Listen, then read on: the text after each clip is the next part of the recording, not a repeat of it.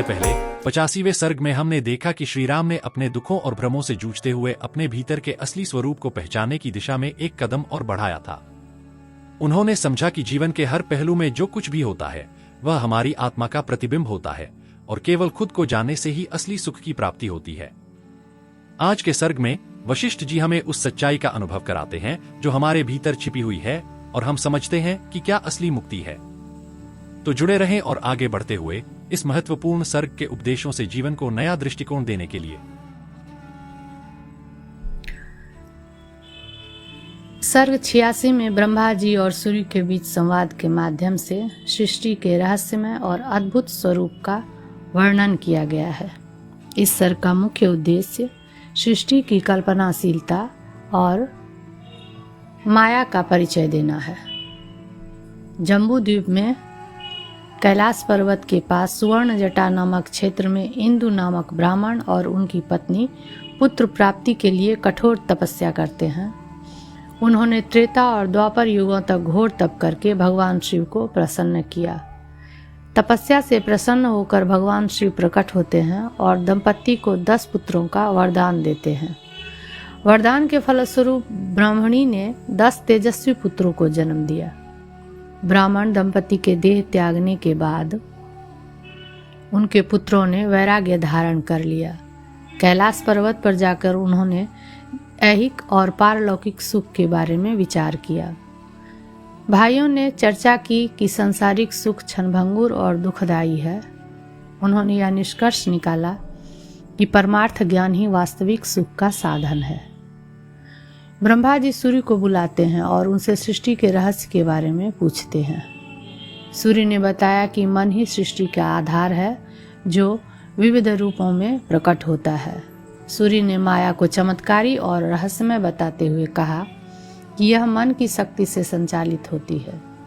उन्होंने सृष्टि की विविधताओं और लोकों के स्वरूप का विस्तार से वर्णन किया। इस सर्ग में सृष्टि की उत्पत्ति, माया के रहस्य और वैराग्य की महत्ता पर जोर दिया गया है। मनुष्य को समझाया गया है कि ऐहिक सुख क्षणिक है और आत्मज्ञान से ही परम आनंद की प्राप्ति होती है। ये तो थे सर्ग 86 के सार, और अब आइए विस्तार से जानते हैं सर्ग 86 को। योग वशिष्ठ महारामायण उत्पत्ति प्रकरण सर्ग 86। स्त्री सहित इंदु की तपस्या से 10 ऐंदवों की उत्पत्ति और उनमें सबसे ज्येष्ठ के उपदेश से उनकी ब्रह्मा अहम भावना का वर्णन।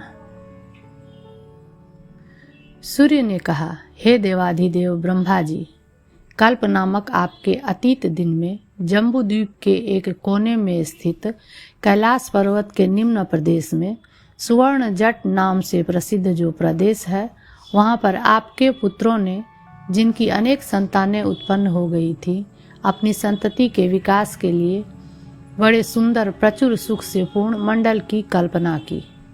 वहाँ पर कश्यप गोत्रोत्पन्न अत्यंत धर्मात्मा ब्रह्मज्ञानियों में श्रेष्ठ अत्यंत शांत इंदु नामक ब्राह्मण हुआ। अपने वर्ग के लोगों में वहाँ नित्य निवास कर रहे उस महात्मा की प्राणों के तुल्य प्रिय कोई भार्या थी। जैसे मरुभूमि में तृण उत्पन्न नहीं होता, वैसे ही उसमें उसके कोई पुत्र उत्पन्न नहीं हुआ। जैसे सीधी सफ़ेद तथा अत्यंत शुद्ध काश की लता पुष्प फल शून्य होने के कारण शोभित नहीं होती, वैसे ही उसकी सर्वगुण संपन्न भार्या भी पुत्र रहित होने के कारण शोभित नहीं हुई। पुत्र न होने के कारण अत्यंत खिन्न हुए वे दोनों दंपति पुत्र प्राप्ति के लिए तपस्यार्थ कैलाश पर्वत के ऊर्ध्व शिखर में उत्पन्न हुए नूतन वृक्षों के समान आरूढ़ हुए। प्राणियों से रहित निर्जन उस कैलाश पर्वत के शिखर पर वृक्ष की स्थिति के समान स्थिति वाले वे दोनों केवल जल पीकर घोर तपस्या करने लगे। सायंकाल के समय केवल एक चुल्लू जल पीकर निश्चल वृक्ष की वृत्ति का अवलंबन कर खड़े रहते थे। वे तब तक वृक्ष के समान खड़े रहे जब तक त्रेता और द्वापर दोनों ही युग बीत गए। तदुपरांत देवाधिदेव भगवान चंद्रशेखर उन दोनों पर प्रसन्न हुए। जैसे दिन के सूर्य तेज से संतापित कुमुदों के लिए चंद्रमा का उदय होता है, लता और वृक्षों से युक्त वन प्रदेश में वसंत का आगमन होता है, वैसे ही जिस प्रदेश में वे ब्राह्मण दंपति तप कर रहे थे वहाँ शंकर भगवान उपस्थित हुए। वे दोनों दंपति वृषभ पर आरूढ़ उमा सहित शशि मौली भगवान शंकर को देखकर ऐसे विकसित वदन हुए जैसे कि चंद्रमा को देखकर दो कुमुद विकसित होते हैं। उन दोनों ने हिम के तुल्य विमल देह वाले देवाधिदेव भगवान शंकर को ऐसे प्रणाम किया जैसे कि द्यौ और पृथ्वी में स्थित मनुष्य उदित हुए परिपूर्ण चंद्रमा को प्रणाम करते हैं। मलय पवन से कंपाए गए नूतन पल्लवों से युक्त आम्र आदि वृक्षों के मुख से समान शब्द कर रहे भ्रमर, कोकिल आदि की ध्वनि को अपनी ध्वनि से तिरस्कृत करते हुए शिवजी मृदु और सौंदर्य से अत्यंत उत्कृष्ट स्मित से अपनी ध्वनि से तिरस्कृत करते हुए शिवजी मृदु और सौंदर्य से अत्यंत उत्कृष्ट स्मित से अधर को हिलाते हुए निम्नलिखित वचन बोले। शिवजी ने कहा, हे विप्र, तुम मुंह मांगा वर मांगो, मैं तुम्हारे ऊपर प्रसन्न हूँ। वसंत ऋतु के रस से आक्रांत अतएव हरे भरे वृक्ष के समान तुम खूब प्रसन्न हो। ब्राह्मण ने कहा, हे भगवान, हे देवाधिदेव, मेरे मंगलमय कर्म करने वाले महामती 10 पुत्र हों, जिससे फिर मुझे शोक पीड़ित न करे। श्री सूर्य ने कहा, जो तुम चाहते हो वह वैसा ही हो। ऐसा कह के भगवान शंकर आकाश में अंतर्हित हो गए। जैसे कि तरंगों से विशाल शरीर वाला समुद्र गरज कर अंतर्हित हो जाता है। तदंतर शिवजी से वर पाकर अत्यंत संतुष्ट हुए देवताओं के तुल्य वे दंपति जैसे शिव और पार्वती जी आकाश को गए वैसे ही अपने घर को गए। वहाँ पर वह ब्राह्मणी उदार गर्भ वाली हुई। जैसे जल से काली मेघ घटा परिपूर्ण गर्भ वाली होकर शोभित होती है, वैसे ही पूर्ण गर्भा वह ब्राह्मणी शोभित हुई। तदंतर अवसर पर यानी 10वें महीने में प्रतिपदा के चंद्रमा की तरह कोमल भोले भाले 10 बालकों को जैसे कि पृथ्वी नूतन अंकुरों को उत्पन्न करती है वैसे ही उसने उत्पन्न किया। जैसे वर्षा ऋतु में नूतन मेघ वृद्धि को प्राप्त होते हैं वैसे ही ब्राह्मण संस्कार से संपन्न हुए बालक थोड़े ही समय में बड़े तेजस्वी होकर वृद्धि को प्राप्त हुए। 7 वर्ष की अवस्था में उन्होंने संपूर्ण शास्त्रों का ज्ञान प्राप्त कर लिया। जैसे निर्मल नक्षत्र आकाश में अपने तेज से शोभित होते हैं वैसे ही वे वहां पर अपने तेज से शोभित हुए। तदुपरांत बहुत समय बीतने पर उनके वे माता पिता अपने शरीर का त्याग कर उत्तम गति को प्राप्त हुए, क्योंकि वे प्रधानतम सद्गति रूप ब्रह्म के ज्ञाता थे। पिता और माता के देहावसान के बाद माता और पिता से रहित 10 बालक अत्यंत खिन्न हुए और अपने घर का परित्याग कर कैलाश पर्वत के शिखर पर गए। पिता माता आदि बांधवों से रहित अतएव दुखी उन लोगों ने वहाँ पर विचार किया, इस जगत में अत्यंत सुख क्या है। यह विचार कर उन्होंने अपने आपस में यह कहा, हे भाइयों, ऐहिक और पारलौकिक सुख के उपाय रूप से कौन वस्तु स्वीकार करने योग्य है। ऐहिक सुख का कारण न होने पर भी परिणाम में दुख न देने वाला क्या है। क्या महत्व है, क्या ऐश्वर्य है, क्या अत्यंत शुभ महावैभव है। क्या इन लोगों का ऐश्वर्य भी कोई ऐश्वर्य है? क्योंकि सर्वसाधारण गृहस्थों और ग्राम के नायकों की अपेक्षा सामंत अधिक ऐश्वर्यवान है। सामंत की संपत्ति कौन सी संपत्ति है? क्योंकि राजा लोग उनके ऐश्वर्य से कहीं अधिक ऐश्वर्य संपन्न हैं। राजाओं की संपत्ति भी कौन संपत्ति है? क्योंकि उनकी अपेक्षा सम्राट कहीं अधिक ऐश्वर्यवान है। वह महेंद्रत्व भी क्या वस्तु है जो ब्रह्मा के मुहूर्त में नष्ट हो जाता है। जो वस्तु प्रलय में नष्ट नहीं होती, ऐसी कौन शोभन वस्तु यहाँ है। जब वे भाई परस्पर वैसा कह रहे थे, इतने में जैसे मृग यूथ से एक मृग अन्य मृगों से कहता है, वैसे ही महामती ज्येष्ठ भ्राता ने, जिसकी वाणी अत्यंत गंभीर थी, यह वचन कहा। संपूर्ण ऐश्वर्यों में जो कल्पांत तक यानी प्राकृत प्रलय पर्यंत नष्ट नहीं होता, हे भाइयों, वही ब्रह्मत्व हिरण्यगर्भता यहाँ मुझे रुचती है और कोई वस्तु मुझे रुचिकर नहीं है। भाग्यवश उन सब की भी उसी में रुचि हुई, ऐसा कहते हैं। उसके इस वचन का उन सब इंदु नामक ब्राह्मण के उत्तम पुत्रों ने अनेक साधुवाद पूर्वक अपने अपने वचनों से अभिनंदन किया। रुचि होने के कारण उसका उपाय पूछते हैं और उन्होंने कहा, हे तात, जरा मरण आदि संपूर्ण दुखों का जहाँ पर विनाश है, ऐसे पद्मासन रूप जगत पूज्य ब्रह्मत्व को, हिरण्यगर्भत्व को हम शीघ्र कैसे प्राप्त होंगे?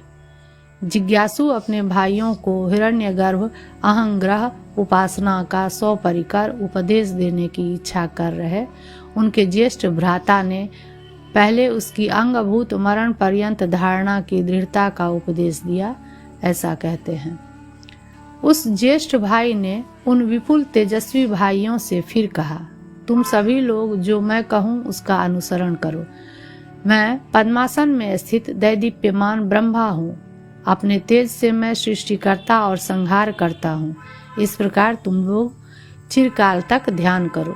ज्येष्ठ भाई के ऐसा कहने पर जो आप कहते हैं वैसा ही हम लोग करेंगे, ऐसा कहकर वे सर्वश्रेष्ठ ब्राह्मण पुत्र अपने बड़े भाई के साथ ही हिरण्य गर्भोपासना में होने वाले फल में अत्यंत राग होने के कारण ध्यानासीन होकर बैठ गए। चित्रपट में लिखे हुए से ध्यान आसक्त उन्होंने अपने अंदर स्थित मन से ही बड़े आदर के साथ यह विचार किया, खूब खिले हुए कमल के कोष का मुख ही मेरा उन्नत आसन है। मैं ब्रह्मा हूँ। मैं जगतों का रचयिता, कर्ता, भोक्ता, महेश्वर यानी नियंता हूँ। यज्ञ मूर्ति रूप मेरे अंदर यज्ञ करने वाले महर्षि और शिक्षादि अंग एवं पुराण आदि उपांगों से युक्त सरस्वती तथा गायत्री के सहित वेद मूर्तिमान होकर स्थित हैं। लोकपालों से परिवृत्त, सिद्ध मंडलों के संचार से सुशोभित, उत्कृष्ट, सौभाग्यशाली और देवांगनाओं के गान आदि की ध्वनि से विभूषित स्वर्ग मेरे अंदर है। पर्वत, द्वीप, समुद्र और वचनों से अलंकृत त्रिलोकी रूपी नायिका के कानों का कुंडल रूपी भूमंडल मेरे भीतर है।